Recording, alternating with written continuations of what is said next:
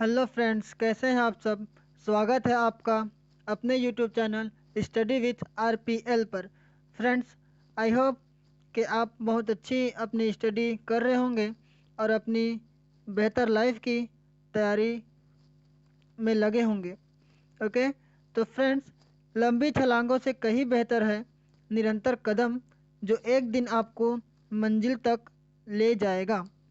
Friends, हमें छोटे छोटे प्रयासों से ही एक बहुत बड़ी मंजिल मिलती है। तो हमें क्या करना है, निरंतर चलते रहना है, कभी भी रुकना नहीं है। वो लंबी छलांग से कहीं बेहतर होगा। चलिए फ्रेंड्स, स्वागत है आपका अपने YouTube channel study with RPL पर। और आज का हम वीडियो जो पॉलिटी का है, ये पॉलिटी का मॉक टेस्ट दूसरा वीडियो है। तो आप इससे पहले जो वीडियो अपलोडेड है वो आप जाके देख सकते हैं। और भी कई वीडियो अपलोडेड है, हिंदी का, हिस्ट्री का। तो आप एक बार प्ले लिस्ट ज़रूर विजिट करिएगा। चलिए फ्रेंड्स, फिर पहले क्वेश्चन पे आते हैं। भारतीय संविधान की प्रस्तावना के बारे में कौन सा कथन सही है। भारतीय संविधान के प्रस्तावना में कौन सा कथन सही है, ये हमें बताना है। ऑप्शन ए है, समाजवादी धर्मनिरपेक्ष शब्द 1950 में लागू संविधान के अंग थे। जब हमारा 1950 में संविधान लागू हुआ तो क्या उसमें समाजवादी धर्मनिरपेक्ष शब्द था, ये बताना है। ऑप्शन बी है, उक्त शब्द 1976 में संविधान द्वारा जोड़े गए थे। कौन सा शब्द, किस शब्द की बात हो रही है, तो बात हो रही है समाजवादी और धर्मनिरपेक्ष शब्द की बात हो रही है। ओके, अगला क्वेश्चन अगला ऑप्शन है ऑप्शन सी, उक्त शब्द 1985 में संशोधन द्वारा जोड़े गए थे। जो समाजवादी और धर्मनिरपेक्ष शब्द है, क्या वो 1985 में जोड़े गए थे। और ऑप्शन डी है, उक्त शब्द संविधान की प्रस्तावना के अंग नहीं है। ऑप्शन डी बोल रहे हैं, क्या समाजवादी धर्मनिरपेक्ष शब्द संविधान में है ही नहीं है, ये बोलना चाह रहे हैं। तो फ्रेंड्स, आप अपना उत्तर कमेंट बॉक्स में दे सकते हैं वीडियो के साथ साथ, और लास्ट में हमें अपना स्कोर भी कमेंट करिएगा। तो फ्रेंड्स, इसका सही जवाब क्या होगा, ये तो आप सबको पता ही होगा।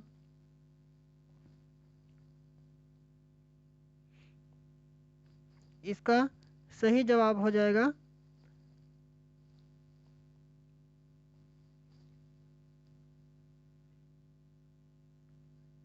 सही जवाब हो जाएगा उक्त शब्द 1976 में जब संशोधन हुआ तब जोड़े गए थे समाजवादी धर्मनिरपेक्ष शब्द। जो कब हुआ था, 1976 में 42वां संविधान संशोधन हुआ था, उसी में ये शब्द जोड़ा गया था, समाजवादी धर्मनिरपेक्ष। चलिए अगला क्वेश्चन देखते हैं। हमारा अगला क्वेश्चन है, राष्ट्रपति और उपराष्ट्रपति के निर्वाचन में विवाद में मामलों को किसको प्रस्तुत किया जाता है। राष्ट्रपति और उपराष्ट्रपति के चुनाव में विवाद के मामलों में किसको प्रस्तुत किया जाता है। ऑप्शन है, मुख्य निर्वाचन आयुक्त। ऑप्शन बी, सांसद। ऑप्शन सी, भारत का उच्चतम न्यायालय। और ऑप्शन डी, इनमें से कोई नहीं। इसका सही जवाब हो जाएगा भारत का उच्चतम न्यायालय। भारत का उच्चतम न्यायालय यहाँ सामने आएगा जब भी राष्ट्रपति उपराष्ट्रपति निर्वाचन में विवाद हो जाएगा। अगला क्वेश्चन है, धार्मिक स्वतंत्रता का अधिकार संविधान के किन अनुच्छेदों में वर्णित है। धार्मिक स्वतंत्रता का अधिकार कौन से अनुच्छेद में वर्णित है, ये हमें बताना है। तो इसका सही जवाब हो जाएगा ऑप्शन डी। ऑप्शन डी में कौन सा है, अनुच्छेद 25 से अनुच्छेद 28 के बीच हमारा जो धार्मिक स्वतंत्रता का अधिकार है इसका वर्णन किया गया है।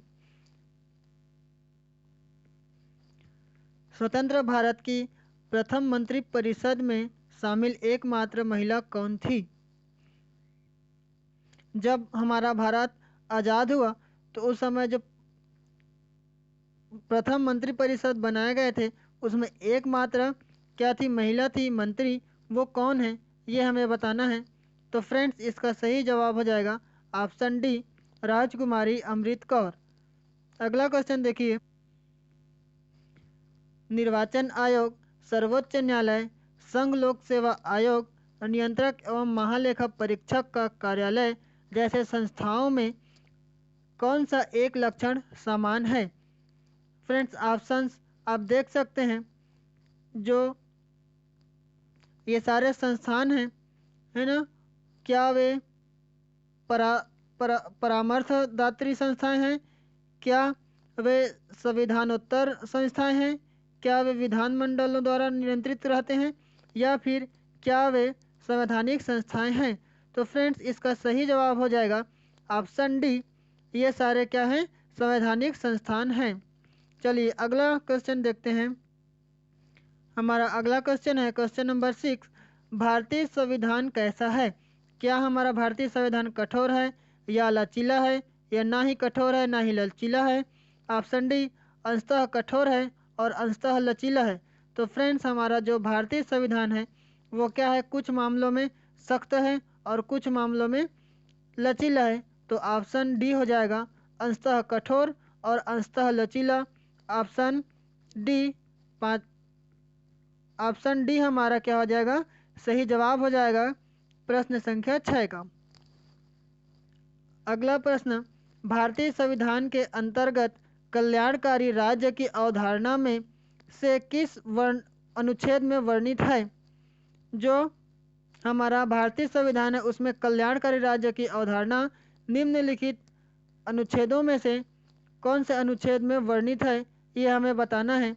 तो फ्रेंड्स जो हमारा कल्याणकारी राज्य की अवधारणा है उससे संबंधित है अनुच्छेद बी, सॉरी ऑप्शन बी अनुच्छेद 38। अगला प्रश्न हमारा, कोई धन विधेयक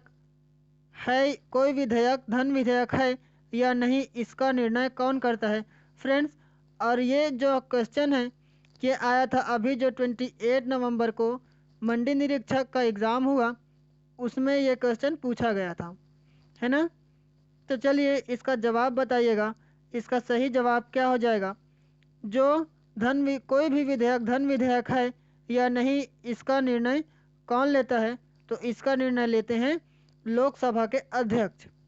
अगला क्वेश्चन, भूतकालिक प्रभाव से लागू होने वाला अपनी तरह का पहला संविधान संशोधन अधिनियम कौन सा था? भूतकालिक प्रभाव से लागू होने वाला अपनी तरह का संविधान संशोधन था ऑप्शन नंबर सी हो जाएगा 10वां संविधान संशोधन। अगला प्रश्न देखिए फ्रेंड्स, आप हमें कमेंट में बताइएगा कि जो 10वां संविधान संशोधन है वो कब हुआ था। अगला क्वेश्चन आपके सामने, भारत के नियंत्रक एवं महालेखा परीक्षक की नियुक्ति संविधान के किस अनुच्छेद के तहत किया जाता है? किस अनुच्छेद के तहत किया जाता है? तो इसका सही जवाब हो जाएगा ऑप्शन संख्या कौन सा है बताइए? 10वां। ऑप्शन सी हो जाएगा इसका सही जवाब अनुच्छेद 148। अनुच्छेद 148 से है संबंधित क्या? जो हमारे नियंत्रक एवं महालेखा परीक्षक हैं उनकी नियुक्ति का।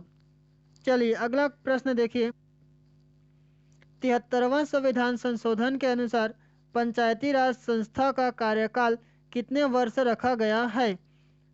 तो फ्रेंड्स जब हमारा 73वां संविधान संशोधन नहीं हुआ था उस समय जो पंचायती राज संस्था थे उनका कार्यकाल कितने वर्ष का ये हमें आप कमेंट में बताइएगा। फिलहाल इसका सही जवाब हो जाएगा ऑप्शन डी 5 वर्ष।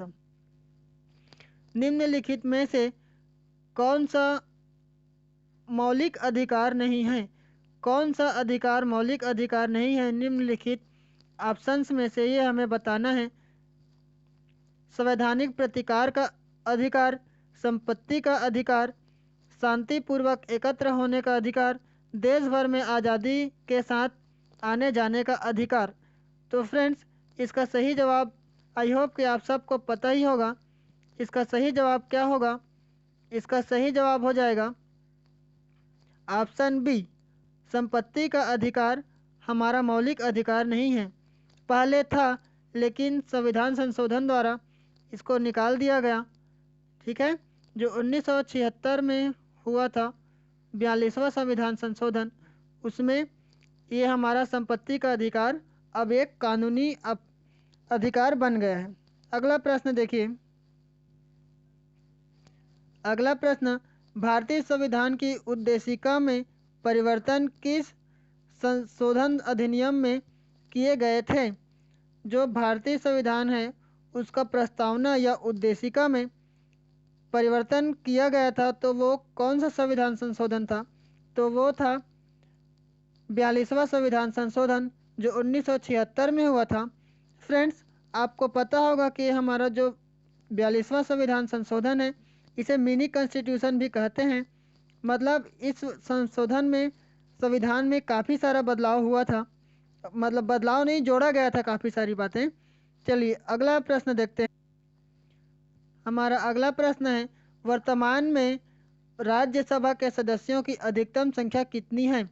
राज्यसभा के अधिकतम संख्या कितनी है? तो ऑप्शन डी सी हो जाएगा इसका सही जवाब, 250 है। अगला प्रश्न, संविधान सभा के चुने हुए स्थायी अध्यक्ष कौन थे? चुने हुए स्थायी सदस्य कौन थे? तो इसका सही जवाब हो जाएगा फ्रेंड्स, इससे पहले हमारा जो संविधान सभा था उनका सदस्य बनाया गया था सबसे पहले, जो अस्थायी था वो थे सच्चिदानंद सिन्हा। लेकिन उन्हें बाद में फिर किन्हें चुना गया? डॉक्टर राजेंद्र प्रसाद जी को संविधान का स्थायी अध्यक्ष, संविधान सभा का स्थायी अध्यक्ष चुना गया था। अगला प्रश्न देखिए। अगला प्रश्न, भारत का संविधान लागू हुआ था। फ्रेंड्स, इसका जवाब आप हमें कमेंट में बताइएगा। आई होप कि आप कमेंट करेंगे और सही कमेंट करेंगे। ओके, तो चलिए नेक्स्ट प्रश्न देखते हैं। सर्वोच्च न्यायालय में न्यायिक कामकाज के लिए किस भाषा का प्रयोग किया जाता है? तो फ्रेंड्स, सर्वोच्च न्यायालय में कामकाज के लिए क्या इंग्लिश शब्द या इंग्लिश भाषा का ही प्रयोग किया जाता है, जो कि बड़ी दुर्भाग्य की बात है। चलिए अगला प्रश्न देखते हैं। संसद का लोकप्रिय सदन है।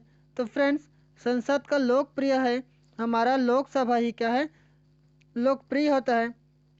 ये जैसे इसमें भी लोक है, इसमें भी लोक है ना, तो लोकप्रिय हमारा क्या होता है, सदन है वो लोकसभा होता है, क्योंकि यही से लोकसभा में ही हमारे द्वारा जो चुने गए हैं वो हमारा जो सदस्य होते हैं वो भेजे जाते हैं लोकसभा में ही।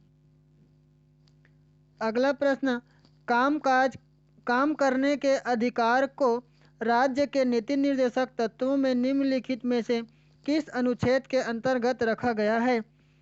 काम करने का अधिकार है वो हमारा नीति निर्देशक तत्वों से संबंधित है। ये बात हुई अलग। जो इम्पोर्टेंट है, हमारे काम करने का अधिकार किससे संबंधित है? नीति निर्देशक तत्वों से। और उसको कौन से अनुच्छेद में रखा गया है ये हमें बताना है। प्रश्न संख्या 19 का सही जवाब क्या होगा? फ्रेंड्स, इसका सही जवाब हो जाएगा ऑप्शन सी, अनुच्छेद 41। अनुच्छेद 41 है, नीति निर्देशक तत्वों से संबंधित है और उसमें काम करने के अधिकार को वर्णन किया गया है। अगला प्रश्न और आज के क्वेश्चन का आखिरी और महत्वपूर्ण प्रश्न, किसी मान्यता प्राप्त राजनीतिक दल को चुनाव आयोग द्वारा चिन्ह के आवंटन के निर्णय के विरुद्ध निम्न में से कहाँ अपील की जा सकती है? मान लीजिए कोई राजनीति दल है और उसे मान्यता प्राप्त है। ठीक है, मान्यता प्राप्त होगा तभी वो राजनीतिक दल होगा। तो कोई सा भी उनको मान लीजिए चुनाव चिन्ह मिल गया जो चुनाव आयोग द्वारा दिया जाता है। तो अगर उसको कोई समस्या है उस चुनाव चिन्ह से, तो वो कहाँ अपील कर सकता है, ये प्रश्न का पूछा गया भाव है। तो इसका सही जवाब हो जाएगा वो कहाँ अपील कर सकता है, तो वो अपील कर सकता है सर्वोच्च न्यायालय में अपने चुनाव चिन्ह से संबंधित उसको समस्या से निपटने के लिए। ओके, तो फ्रेंड्स ये थे आज के सारे इम्पोर्टेंट क्वेश्चंस। आई होप कि आपको ये वीडियो से बहुत कुछ जानने को मिलेगा। तो चलिए फिर मिलते हैं अगले वीडियो में। तब तक सीखते रहिए, सिखाते रहिए। जय हिंद, जय भारत।